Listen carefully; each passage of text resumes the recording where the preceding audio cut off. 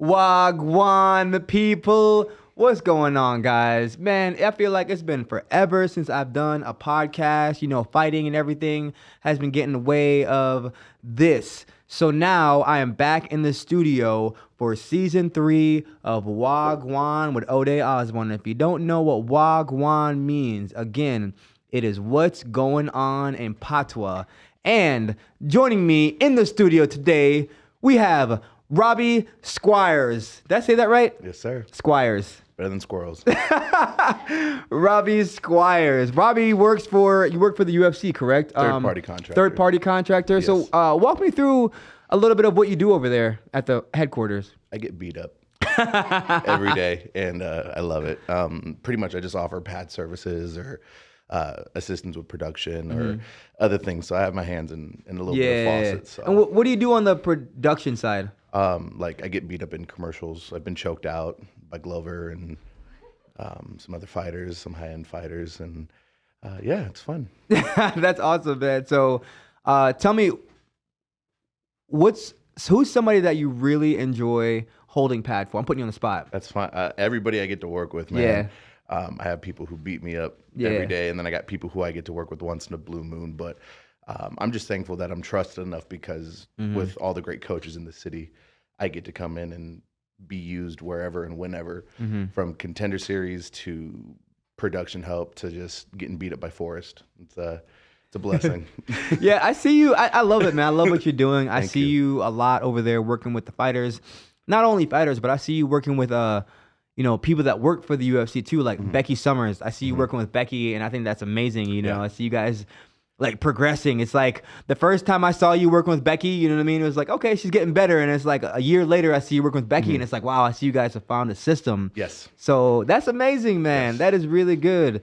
So you have a career. You don't have a job. You have a career. I get to do what I love every day. Yes. And it's a bonus that, I get paid for, and it's at Las Vegas and all this other stuff. But I really get to pour into people and use what I've walked through the last 15 years to not only better people in the fight world, but just better people's lives. Yeah. So how long have you lived here in Las Vegas? 8 years. 8 years. Man, I've only been here for 2 years, and it's built like... Forever. Yeah. it really does. So I'm sure you've seen more changes, because I've seen in the last 2 years so many changes with like developmental and just environmental.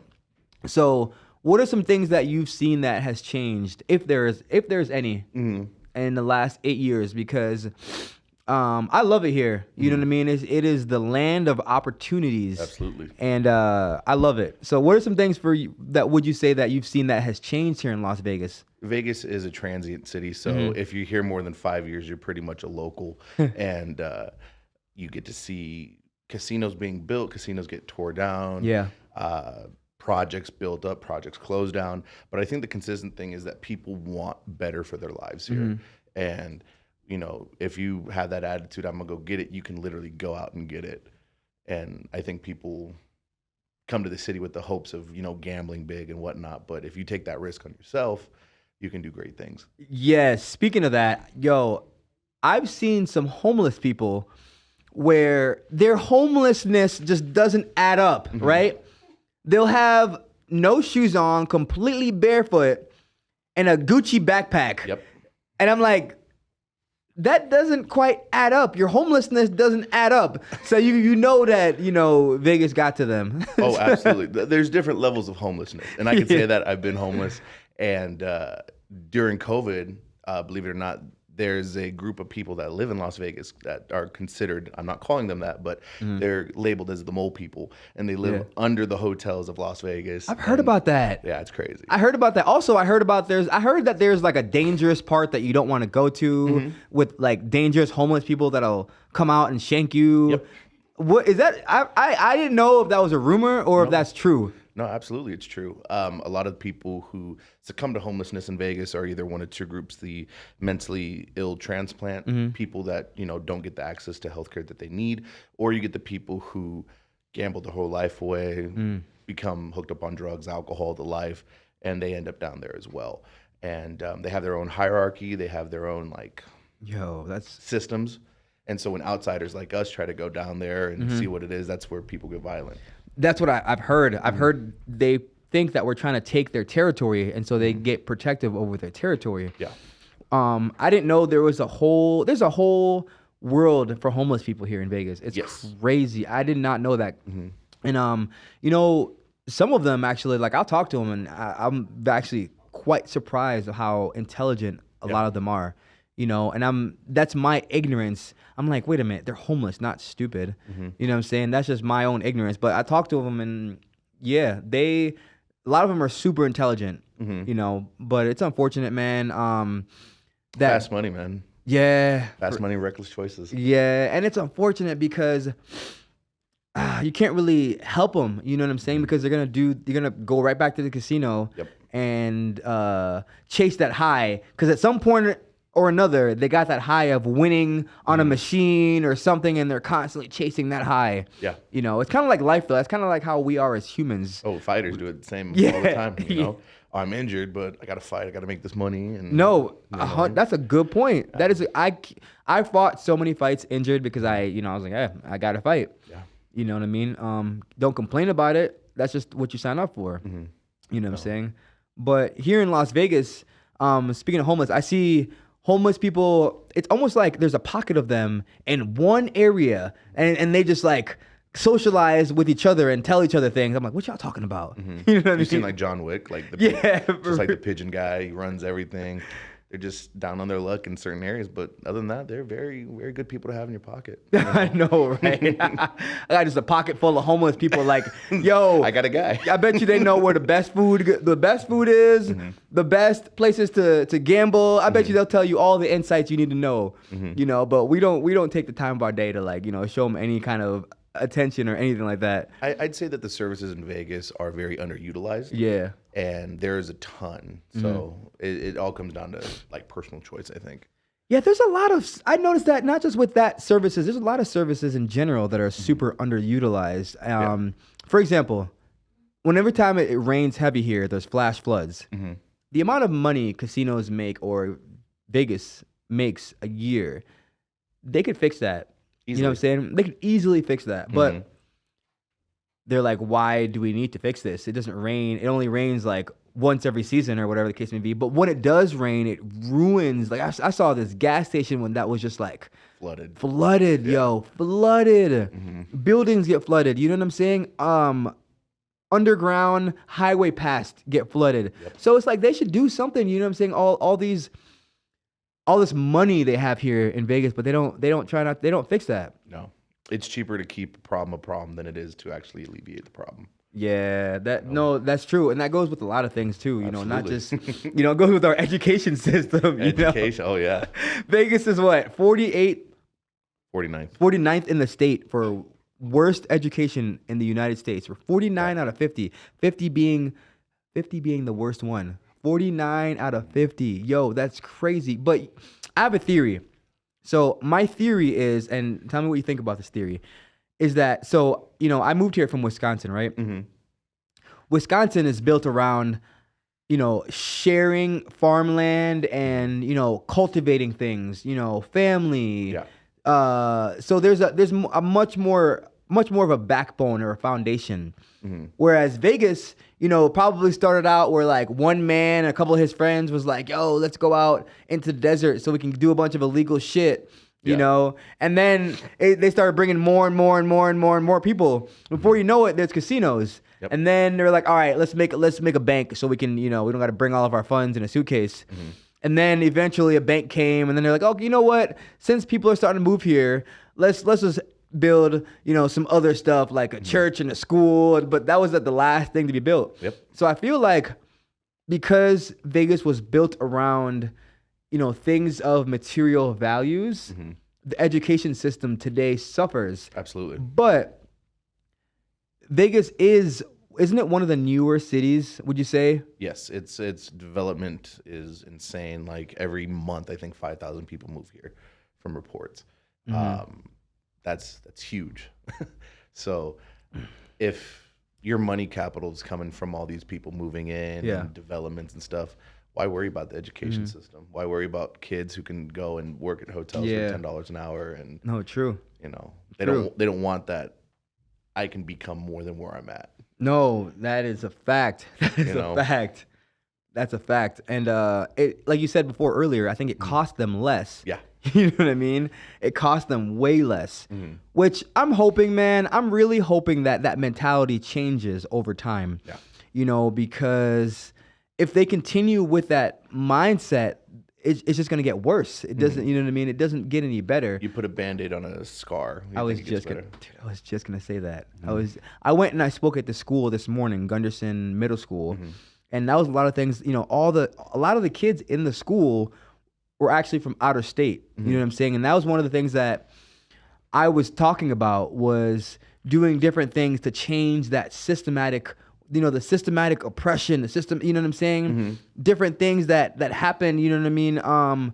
And the only way that I feel we can change this system, our ways, is just time. Yeah. You know what I'm saying? Because it's still a new city. Yeah. It's time. But outside of that, Vegas is amazing. If you're trying to get into networking, it is amazing. It's the hub. Yes. Yeah. So walk me through, speaking of networking, walk me through some things that you're into right now. My hands are everywhere. Like I'm just an octopus. So I'm in the fight world. I'm in the medical world. Yeah. You hear that, ladies? His hands are everywhere. No. I can say that. That's okay. I'm in the hotel industry. Starting in November, I'll be with one of the new hotels on the Strip. Shout out Fontainebleau. What's that like? Oh, Fontainebleau. Yeah, yo, I used to go to the one in Florida. Miami's fire. Yes. So yes. Fire. Yeah. So they're coming out here. They're bringing the Club Live out here. So I'll definitely be there. Let's go. So you got a guy. Yo, that's amazing. So I'll be doing concierge for that company, and whatever you guys need in Vegas, that's what it's going to be. So. What is that like? You know what I'm saying? What kind of things do you see when you do things like that? You know, because sometimes, man, I feel like you see a million people coming from all different part of the world in Vegas. So what are some crazy stuff that you run into, you know what I'm saying, working in that industry? Because I know you see some crazy shit. I'm trying to find out. Oh man, I've actually had a prostitute's teeth fall into my hand. What? Tell me about that. Hold up. What? Yeah. Oh yeah. So I was doing security, and we get a call, woman getting beat by a pimp. It's routine in Vegas. Happens more than you think. So it's domestic violence. It happens. Yeah. And as you can tell, I'm desensitized because I could talk about it like, oh, you know, another day, another Tuesday. So we're having a conversation. I respond to her, and she's talking, and her 4 front teeth fall into my hand. And before she could even say, what was that? I have them in my glove, and I give them to the AMR, the EMT that was responding. Man. So I've seen that. I've seen a lot of violence, but I've seen a lot of good things in the city. I got to do an escort for Dave Chappelle. Greatest comedian alive. Yo, that's amazing. Yeah. Try to get me to smoke with him on my post, and I couldn't. So it's a big regret. So you know what? I'm not gonna lie. I'm sorry. If Dave Chappelle or Mike Tyson, I've said this before. If Mike Tyson was like, "Hey, you want to smoke right now?" I'm like, "Yes, Mike. Yes, I would love to smoke with you, Mike, because love Mike. You're Mike Tyson, and dude, Mike Tyson is he's so full of knowledge and wisdom. I listen to his podcast, and I just get blown away by that guy. You know, have you met Mike? I have, yes. And how is that? I've always wanted to meet him. So I did a meet and greet with Mike. He's, of course, being a fighter, he's my favorite heavyweight. He's short, explosive, dangerous. And people don't really realize how dangerous that man was or is. There's a photo of him, I think, after he beat Evander Holyfield here in Vegas, and there's a stream of Metro officers just looking like, I'm not going to do anything. Like, to have that type of power, that's real power. It is. No, it really is. But he's a very kind soul. And that's one thing that I hope to exude as a fighter. Like, you just want to be kind. Yeah. You know? That's cool, man. So, was Dave Chappelle the person that you were like, oh man, I'm so excited to be I had him? to be a fangirl, I was like, I can't take a photo, but I got to shake your hand and say thank you for, keeping the laughs up. Yeah. Growing up in San Francisco, I was multicultural. And it wasn't until I moved to Vegas that I didn't realize that the world is still not as multicultural. So having that, like, oh, I grew up with brothers, I grew up with, Latinos and Asians and stuff like that. And coming out here and seeing that, it was like, this is a piece of me. Yeah. That funniness, that humility, that humor, Yeah, and that's one. Okay, I feel like we've talked about a lot of negatives about Vegas, and it's just, you know what I'm saying? Now we got to replace it with the positives, because Absolutely. The positives for me Definitely outweigh the negatives by like a trillion, honestly, for me. Yeah. I love the weather. You know, when people say, "Oh, but it gets really humid, it gets really dry and hot and above 100," I'm like, "Have you been to Wisconsin?" Yeah, it gets negatives and it gets cold and dry. Do you know what snow is? Yeah, so I'll take it, man. I'll take it. But one of my favorite things about living here in Vegas is the fact that there's not really a culture. You know what I'm saying? So in Wisconsin, there is a culture, right? I grew up in Florida. In Florida, there's a culture. Yep. Which is crazy as hell. Yep. I've been to the Dirty Rabbit. I know. I know about it. Not the Dirty Rabbit. Where they at? Yo, so yeah, I love that I can have a conversation with you here, go across the street, meet someone, you know, from Lithuania, you know, meet another person from China, and then meet another person from Africa. Yep. You know what I'm saying? You're not just meeting people from all over the United States. You're meeting people from all over the world. Yes. And so with that, it brings diversity. Anywhere you go, it's diverse. Everywhere you go, it's diverse. That's my favorite part about Las Vegas. And, absolutely. You know, and it's like this, I feel like a lot of states feel, there are certain areas in Wisconsin where they feel like if it becomes diverse, it'll, it'll ruin the property taxes, or it'll ruin the neighborhood, or it'll, you know what I'm saying? A lot of areas are like that. Yeah. And I love the fact that Vegas embraces diversity, because it's like it works. Yeah. It works. You know what I'm saying? Like, what are we all afraid of? What are we afraid of? It works. And not just that, but man, driving into my neighborhood and just seeing all the kids play together, you know what I'm saying? Like, is just the greatest thing. I want to be able to raise my kids someday and be like, hey, you know, 100 years ago was not like this. It was not like this. I want my kid to look at me like I'm crazy. Yeah. You know what I mean? I want my kid to be like, what? Nah, that's crazy. That's how I want it to be. I want it to be like my kid to think that is crazy. Because if he thinks that's crazy, that means we've progressed in the right direction. Absolutely. And that's, you know, and that's what I would love. What are some things that you like about living here in Vegas? I like the accessibility to get to either coast quickly. We have a really good airport system. Yeah. So if I need to go New York, Miami, cool, 4 hours. If I go to Hawaii, 5 hours. Yeah. No problem. But like you were saying, you get all these mixed groups and types of people. But the one thing that we all resonate with is face punching or being aggressive and violent in the art of fighting. Yeah. You know, martial arts brings everybody together. Man, it does. You know. It does. Where else? Okay.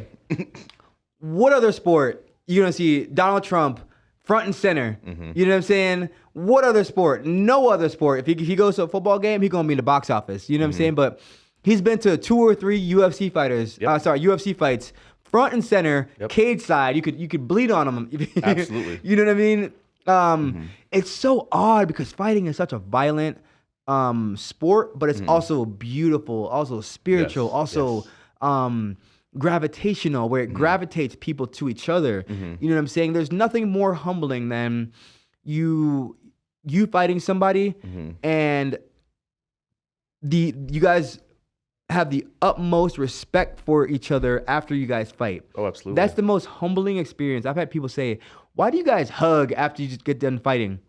I'm like, because you don't understand. You just beat the shit out of each other. Absolutely. That is the worst thing you can do to a human being other than killing them. That's the next worst thing. You know what I'm saying? So that feeling is spiritual. You know, you guys both went to war, and like you said, it brings people together. It brings people together, but also brings the best out of you as an individual.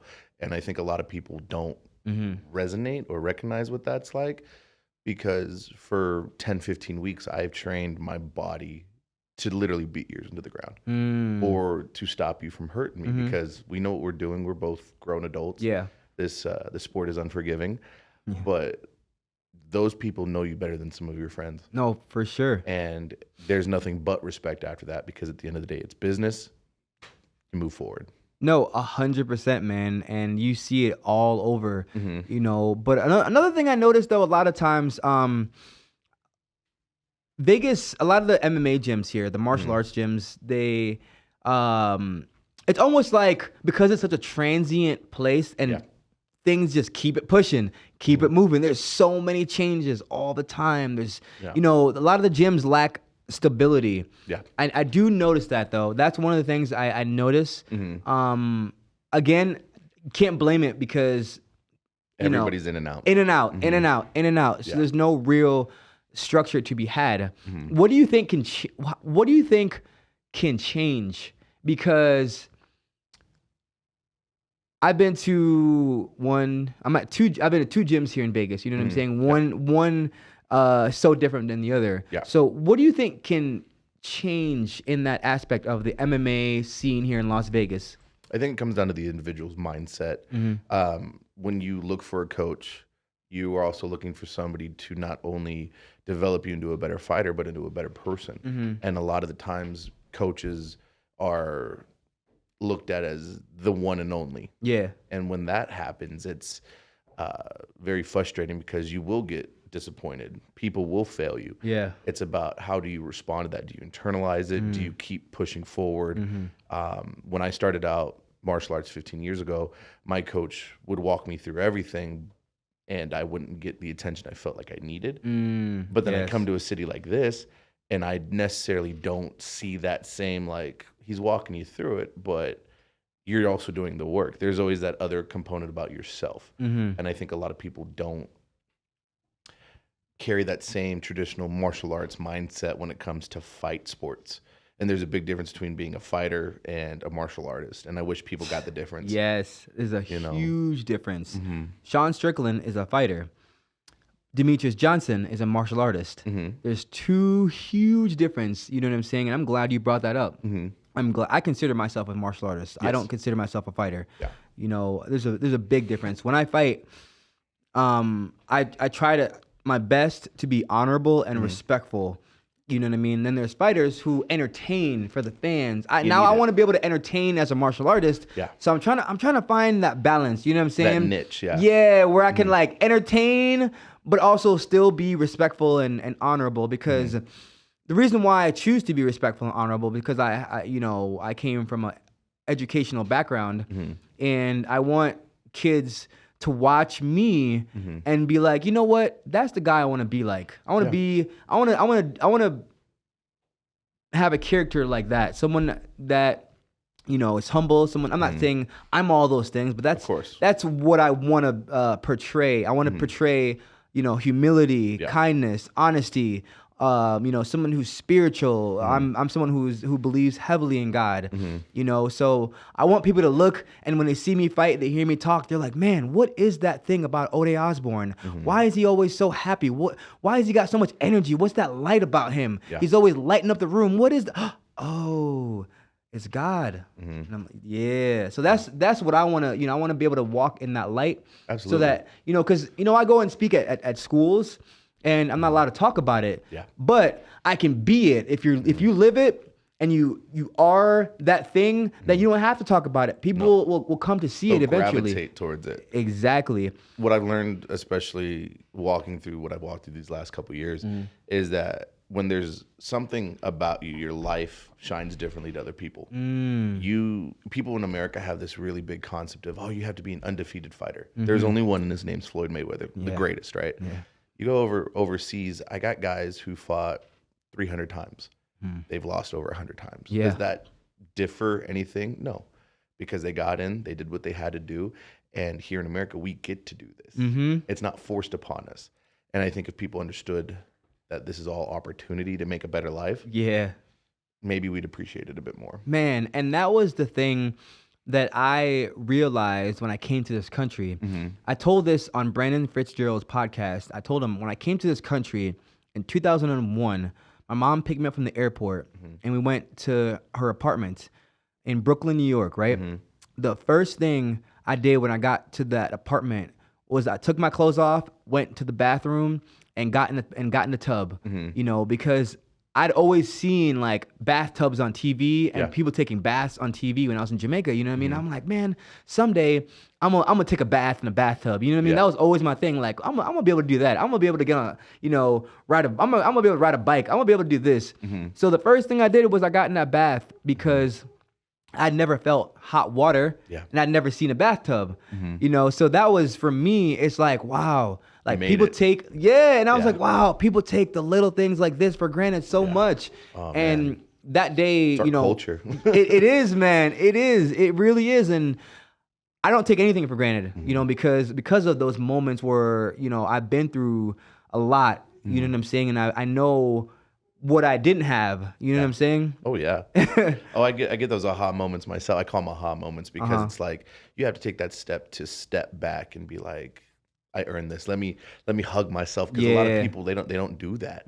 I get it all the time when I get new gear. When I first started out, I had to use loaner gear because I was poor. Yeah, me too, man. Me too. And so like not having to go into the loaner bin and get busted up, smelly gloves. I look back, and even to this day, like I get free gear all the time. It's still like I made it. Yeah, I know. I may not be making those McGregor checks, and that's okay. That's all right. That's not my purpose.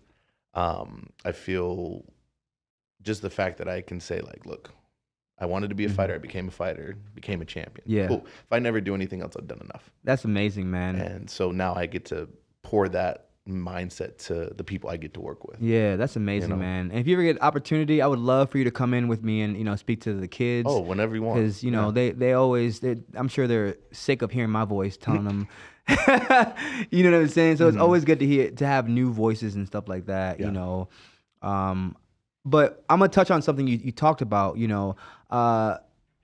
The instant gratification of a person, or of a younger adult, is getting less and less. What I mean is that bathtub for me, right? That was an instant gratification. That was a gratifying moment where I was like, oh man, this is amazing. A bathtub, but now these kids, everybody, we have access to social media, Instagram. We can see everything on our phone. Yeah. So those gratifications, those gratifying moments, like a simple going to the park and identifying how beautiful the park is. Yeah. We don't get excited as much anymore. Yeah. Like we used to, because we're so we get so much through our phones. Oh, absolutely. So we lose those moments, you know what I'm saying, which is sad. Yeah. And I'm so blessed that I was able to grow up in a place where I didn't have any of that. Yeah.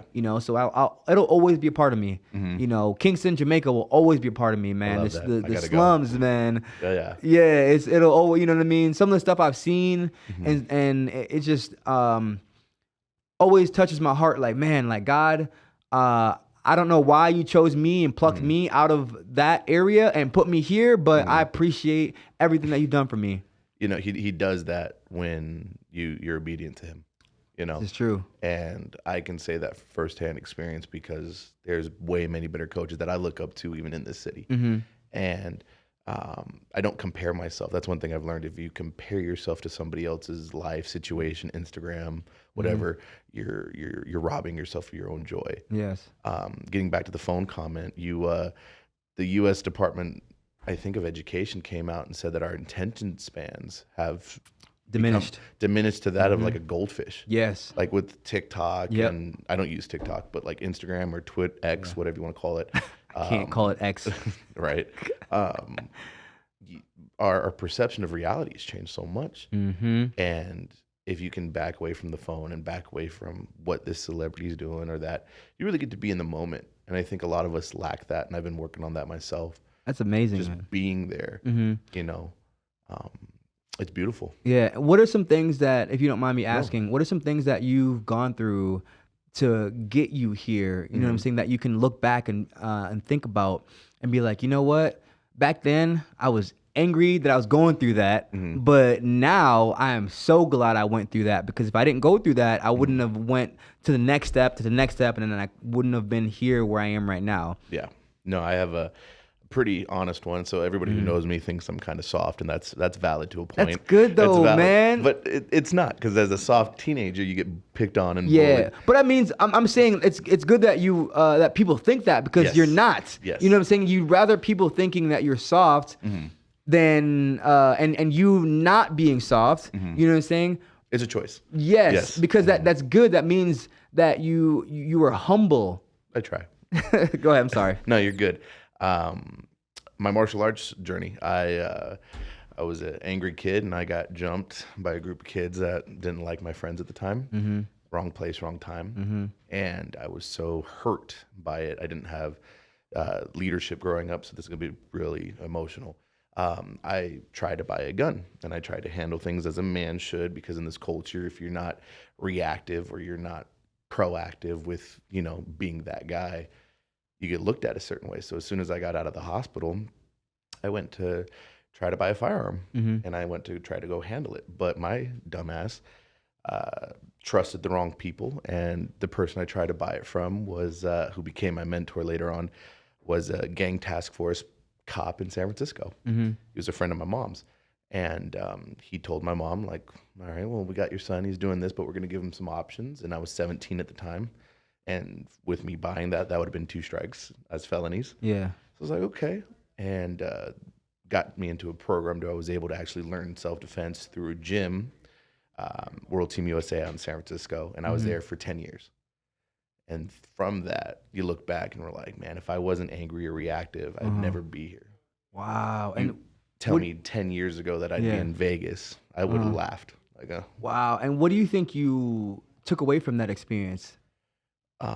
If you take a chance on people, they can actually surprise you. Somebody took a chance on me, and I ran with it. I was at the gym cleaning because I couldn't afford it. And then through that taught me humility, that taught me how to teach kids, that taught me how to teach adults.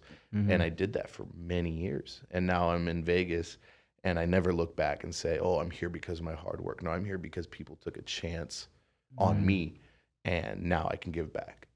Wow. That's what I want to do. That's amazing. That's impressive, man. And I love the fact that you can think about all the things that you've gone through and, just use it to be ambitious about the things that you're going to go through. You know what I'm saying? And I love that, man. Yeah. We need more people like you, honestly. Thank you. We do. And not just here, but even in like the education system. When I say education, I don't mean like school-wise education. No, but like teaching. And yeah. Every time I say education, people always think I mean like sit in a classroom, But we need that, you know what I'm saying, people to be educated in that way to understand that life lessons are prevalent to who you are. Yes. You know what I'm saying? Life is the only thing, the only test, right? In a school, you get a chance to study and then you take a test.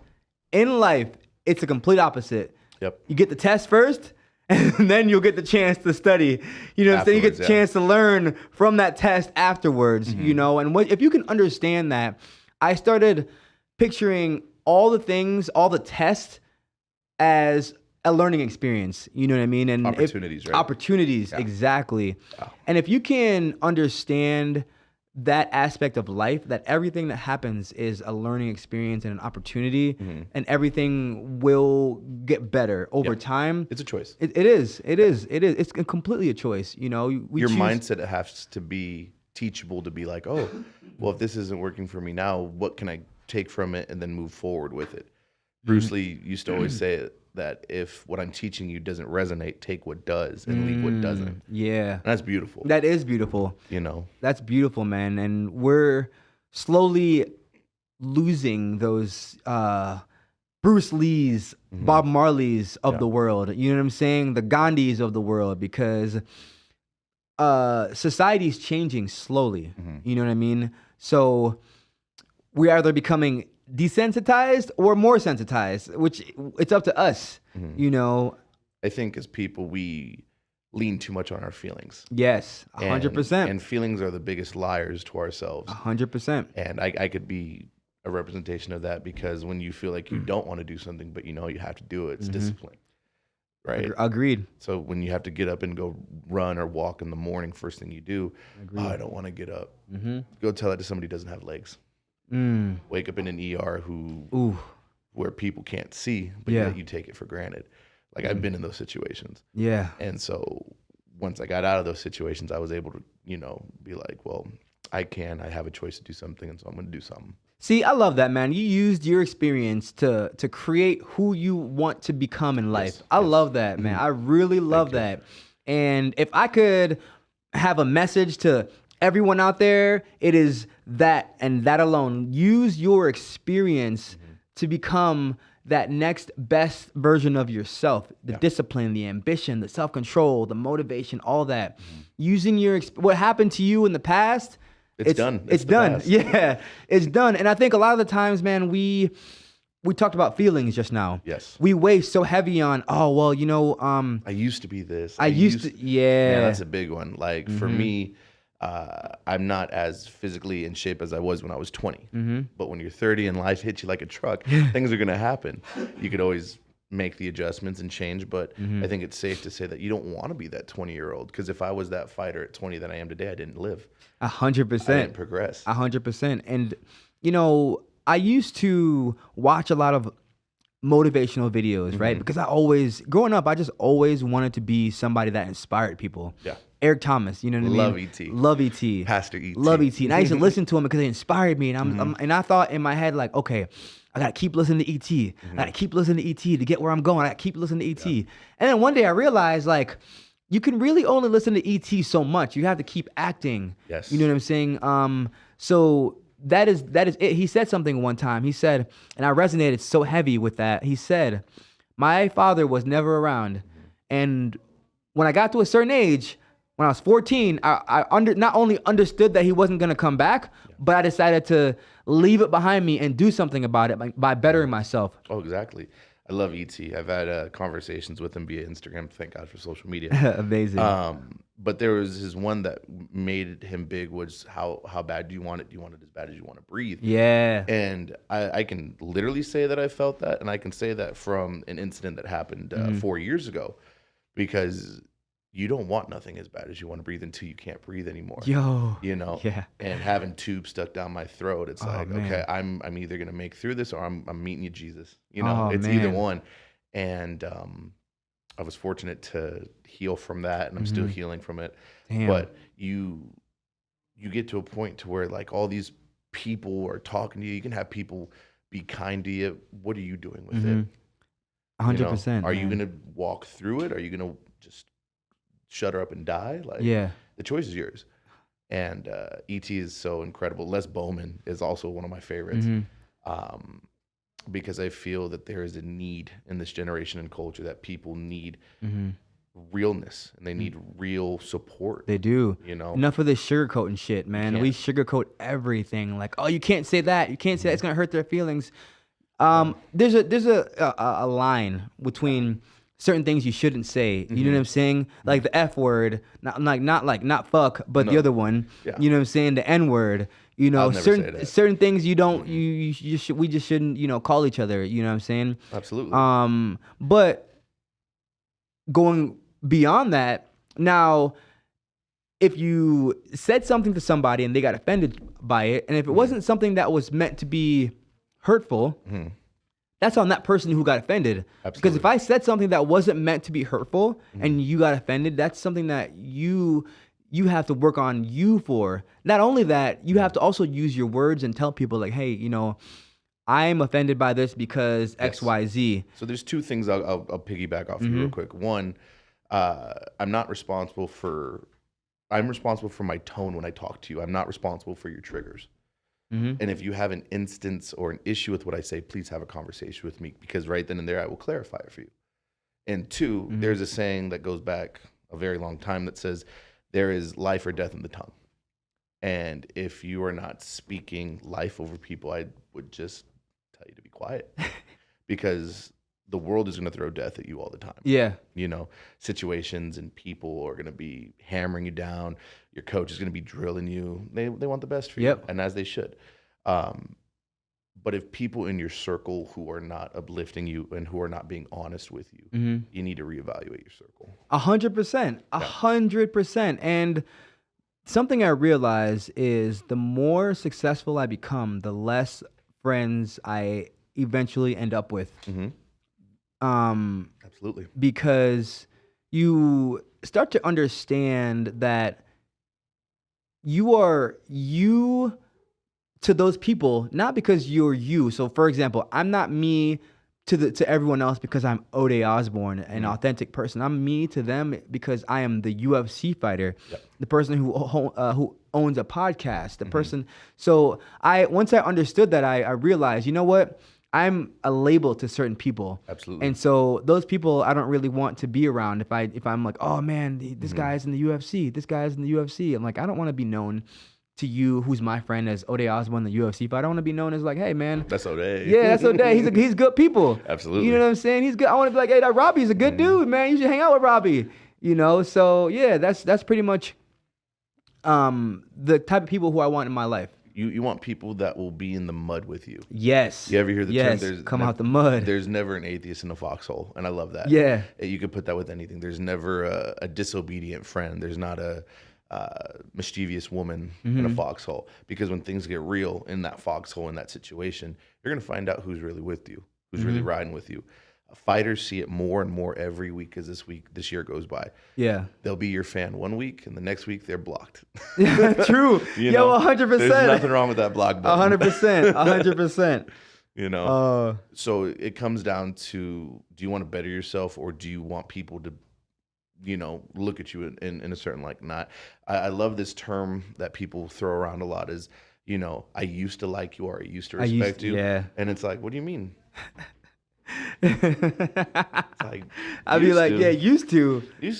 Oh man, because you know what? I used to not be this kind. Yeah, it's true. I used to not be this simple man. I used to not be this. I used to want to put my foot in your ass. Oh, absolutely.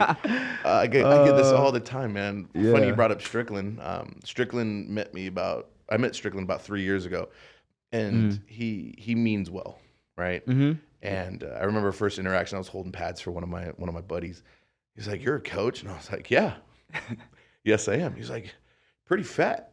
And so I had to look at myself, and I had two options. I was like, you know what? I can play victim, or I could look at it as that, damn, that man is honest, and I got to change some shit. And since then, I really got back on, you know, I got to better myself. I'm not always going to be in this situation. See, but had you taken that to heart personally and got in your feelings, if I trusted my feelings, then you would have been like, oh man, I don't like him for what he said. Easy. And that's the problem now with most of our society. You know, we get all up in our feelings and we don't like something that somebody says, but a lot of the times it's, you know, it's true. You know what I'm saying? If the shoe fits. So I love that, man. Yeah. I really love that. No, and so that's one of the it's one of the real, people who care will say it no matter what the repercussions are. Because if you came with good intentions, that's not going to diminish a friendship. Yeah. That's not going to diminish, say you were to say something and it totally caught me off guard, I could look at it and be like, damn, he don't fuck with me no more. Or I could look at it and be like, he meant well, why am I triggered by this? 100%, man. You know, and that's all therapy. That's perspective too. It's perspective, you know, and that's something that I try to teach when I go to talk to the kids. It's all about, life is about changing your perspective. You know, life's about a lot of things, but that's one of them. Absolutely. It's one out of the 1 million things that life's about. I think the fact that we are becoming adults that realize that, hey, our parents didn't have it together as best as they put on. Yes. You learn something called grace. Yes. And so, anytime I get in that situation where I got to talk to my family, I'm like, okay, you didn't have it. Yeah, 100%. Yeah. I try to be as kind as I can. Amazing. Because you look at situations like people who may not speak the best English, or you look at it from their point of view in their shoes. You really get to learn humility. You know, when you learn how to travel and you got to use the bathroom, you wish you would have learned another language. And you and you see how hard that is. You're like, damn, dude, it's a life lesson. Oh man. Well, Robbie, it was a pleasure to have you. For having me, brother. Yeah, man. I love, having these conversations with you. Every time I see you, we have such good conversations. You know, you're so respectable and authentic, and I love that about you. Thank you, brother. Don't ever change, man. Right now. And if you do change in the best way possible, but you already are. So I appreciate you coming on. Before I go, guys, I want to show you guys. There's a guy on social media. I met him at the Planet 13 dispensary. Ooh. And he was like, hey, I make custom jewelries like ring and open face fangs. And I was like, open face fangs? What's an open face fang? I don't know what that is. I grew up in the grill era. I've never been big in grills, but I was like, I'm down to try an open face fang. So if y'all ever want to check out open face fangs, gleaming. Check out my guy, Q_crown. I don't know. I probably won't have these in for long. I just wanted to, see how they jive with me. Mm-hmm. Q_crown on Instagram. Shout out to him. Appreciate you guys. Thank you so much again, Robbie. Thank you, brother. Thank you to my amazing engineer, Lana, behind the camera, who you guys haven't been able to can you say hi, Lana? Oh, wait, hold up. Lana's. Hi, guys. Did you guys hear me? There you go. Hi, guys. So thank you, Lana. Thank you, Robbie. Thank you. Thank you, everyone, for tuning in to Gwaan with Ode Osborne. Out.